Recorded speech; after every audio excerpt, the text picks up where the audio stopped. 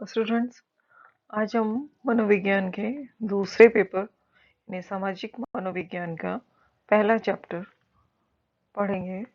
इसके अंतर्गत हम व्यक्ति के व्यवहार का अध्ययन करते हैं जो कि समाज के संदर्भ में होता है, क्योंकि व्यक्ति एक सामूहिक प्राणी है, सामाजिक प्राणी है और वो समाज में रहता है। समाज में उसके रिश्ते नाते होते हैं, वो लोगों के साथ संबंध बनाता है। किस तरह से संबंध बनाता है, क्या उसकी विचारधारा होती है, किस तरह से वो लोगों के साथ वैचारिक संबंध स्थापित करता है, लोगों के साथ किसके प्रति आकर्षित होता है, किसके प्रति नहीं होता है, लोगों के प्रति कैसी उसकी भावनाएं होती हैं, कैसा समूह वो बनाता है, किस तरह नेतृत्व क्षमता उसके अंतर्गत होती है, सामाजिक व्यवहार किस तरह का होता है, किस तरह की उसके लोगों के प्रति धारणाएं होती हैं, उसकी निर्णय प्रक्रिया क्या होती है, उसका सामाजिक प्रत्यक्षीकरण किस तरह का होता है, संज्ञान किस तरह का होता है, इसमें आक्रामकता या प्रसामाजिक व्यवहार जो है वो किस तरह के होते हैं।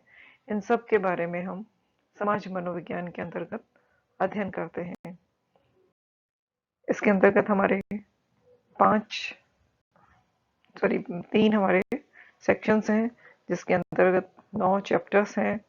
पहला चैप्टर जो है वो है हमारा प्रस्तावना, इंट्रोडक्शन का, कि meaning, nature and scope and goals of social psychology, यानी कि समाज मनोविज्ञान का अर्थ क्या है, उसकी प्रकृति कैसी है, उसका क्षेत्र कौन कौन से हैं और समाज मनोविज्ञान के लक्ष्य क्या हैं।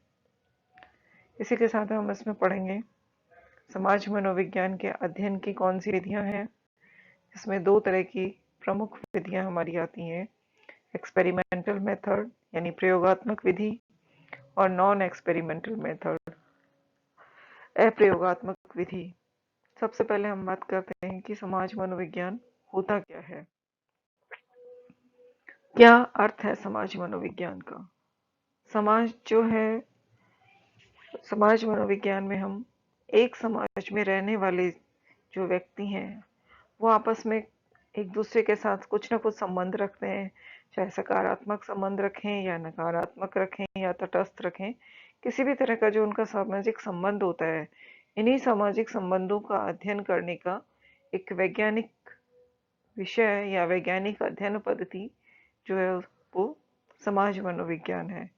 सामाजिक मनोविज्ञान में भी व्यक्ति के व्यवहार का अध्ययन किया जाता है और व्यक्ति का व्यवहार यहाँ इम्पोर्टेंट है, क्योंकि केंद्र में हमारे व्यक्ति ही होता है। एक जैसे विषय आता है समाजशास्त्र, समाजशास्त्र में भी हम समाज का अध्ययन करते हैं, व्यक्ति के व्यवहार का अध्ययन करते हैं, लेकिन फिर भी दोनों में अंतर है। अंतर क्या है कि समाजशास्त्र जो है वहाँ महत्वपूर्ण इकाई हमारा समाज होता है, समाज के संदर्भ में हम अध्ययन करते हैं व्यक्ति के व्यवहार का। समाज मनोविज्ञान में हम अध्ययन करते हैं, समाज का भी अध्ययन करते हैं हम और व्यक्ति के व्यवहार का भी अध्ययन करते हैं, परंतु यहाँ व्यक्ति का व्यवहार इम्पोर्टेंट होता है, यहाँ केंद्र बिंदु व्यक्ति होता है। यही बेसिक फर्क है दोनों में। यहाँ समाज के संदर्भ में तो करेंगे अध्ययन, लेकिन महत्वपूर्ण जो होगा वो व्यक्ति होता है। समाज मनोविज्ञान के विभिन्न लोगों ने विभिन्न परिभाषाएं दी हैं। इनमें से कुछ परिभाषाएं निम्न प्रकार हैं। से क्रच एंड क्रचफील्ड ने एक परिभाषा दी कि सामाजिक मनोविज्ञान को अंतर्वैयक्तिक व्यवहार घटना के रूप में परिभाषित किया जा सकता है। यानी अंतर्वैयक्तिक क्या होता है, इंटरपर्सनल बिहेवियर, यानी कि समाज में जो लोग रहते हैं उनका आपस में एक दूसरे के साथ किस तरह का व्यवहार घटित होता है, इस परिभाषा के रूप में इन्होंने समाज मनोविज्ञान को परिभाषित किया। दूसरी परिभाषा दी कुप्पुस्वामी ने, उन्होंने भी लगभग उसी तरह की बातचीत बताई कि समाज मनोविज्ञान को ज्ञान की एक ऐसी शाखा के रूप में परिभाषित किया जाता है जिसमें सामाजिक परिस्थिति में लोगों के बीच होने वाली अंतरक्रियाओं से उत्पन्न संबंधों का अध्ययन किया जाता है और इसका संबंध समाज में व्यक्ति के चिंतन, भाव और क्रियाओं से है। यानी वही बात है कि एक समाज में या सामाजिक परिस्थिति में जो लोग रहते हैं उनके बीच किस तरह से अंतरक्रिया होती है, और उस अंतरक्रिया के परिणाम स्वरूप जो संबंध उत्पन्न होते हैं उनका अध्ययन किया जाता है। और इन सब का संबंध समाज में जो है व्यक्ति की किस तरह का चिंतन करता है, कैसे उसके मन में भाव उत्पन्न होते हैं और कैसी व्यक्ति क्रियाएं करता है, इन सब के साथ समाज मनोविज्ञान का संबंध होता है। उसी के साथ एक अगली परिभाषा दी यंग ने।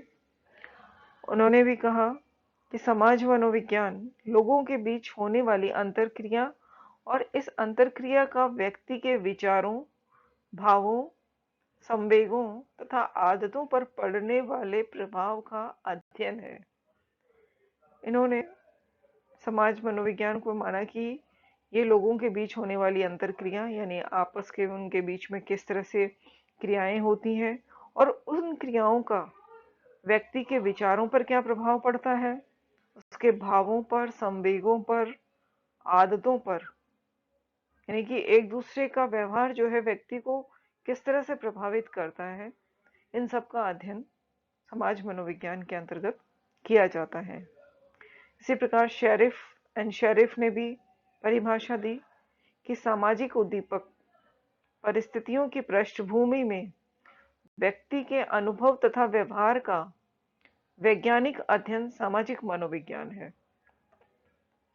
यानी कि सामाजिक उद्दीपक परिस्थितियां कौन सी हुई, यानी कि उस समाज में जिसमें कि व्यक्ति रहता है वहां उत्पन्न वातावरण में सभी जो भी वस्तुएं हैं वो सामाजिक उद्दीपक हैं, और उन उद्दीपकों का व्यक्ति किस तरह से अनुभव करता है और उसके व्यवहार को वो किस तरह से प्रभावित करती हैं, वो सामाजिक परिस्थितियां व्यक्ति के व्यवहार को कैसे प्रभावित करती हैं, इन सब का वैज्ञानिक अध्ययन हम सामाजिक मनोविज्ञान के अंतर्गत करते हैं।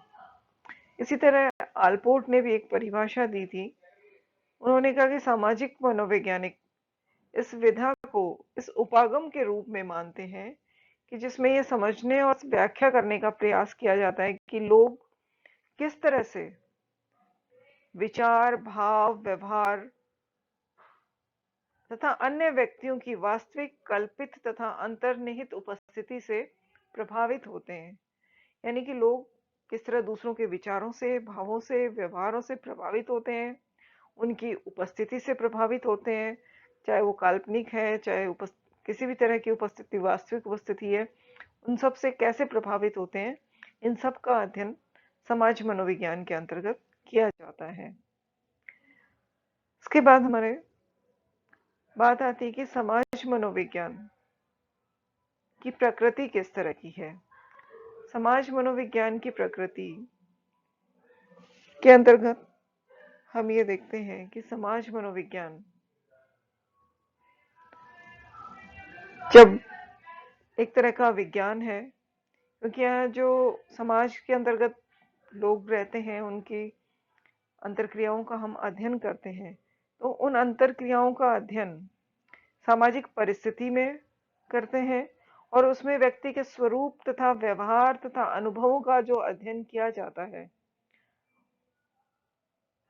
वो सब एक वैज्ञानिक तरीके से किया जाता है, उसमें वस्तुनिष्ठता पाई जाती है।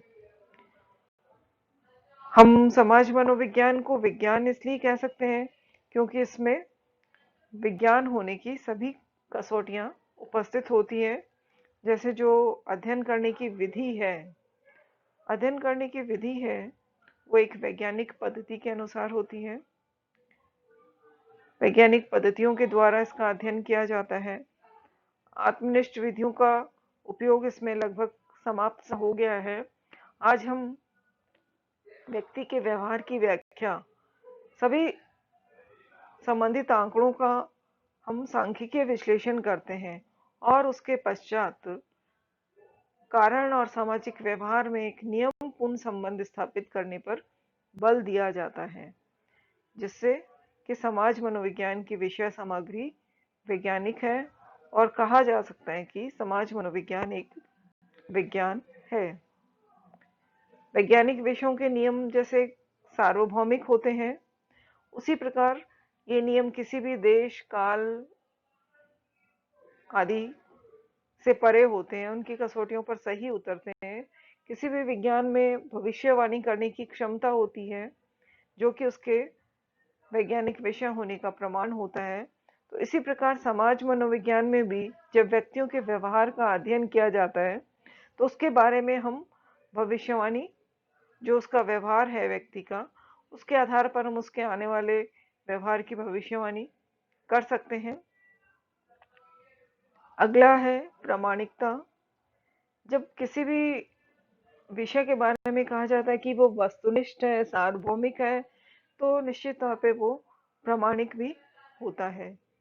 जब किसी भी विषय का, उसकी समस्याओं का अध्ययन वैज्ञानिक विधियों द्वारा किया जाता है, और उस अवस्था में जब उसके जो परिणाम प्राप्त होते हैं, तो उन वैज्ञानिक परिणामों की पुनरावृत्ति हम आसानी से कर सकते हैं, बार बार उनको दोहरा सकते हैं। जितनी बार भी हम जांच करेंगे, लगभग एक जैसे परिणाम आएंगे, तो हम कह सकते हैं कि उसकी वो विषय सामग्री प्रामाणिक है। फिर आता है विषय सामग्री। प्रत्येक विज्ञान जो है, उसकी शाखा की अपनी विषय वस्तु जो होती है, वो अलग अलग होती है। समाज मनोविज्ञान की विषय वस्तु व्यक्ति का सामाजिक व्यवहार होता है, उसका अनुभव होता है। इस प्रकार समाज मनोविज्ञान को एक विज्ञान के रूप में स्वीकार किया जाता है। फिर आता है नियंत्रण। विज्ञान की ये विशेषता होती है कि समस्या का समाधान नियंत्रित परिस्थितियों में ही होना चाहिए।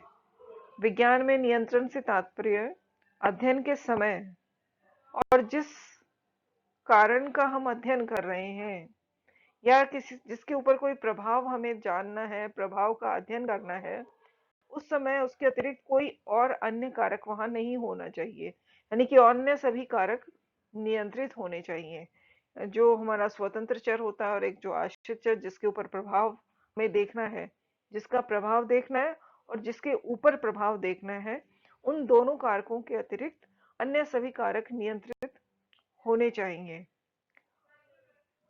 या वो उपस्थित नहीं होने चाहिए।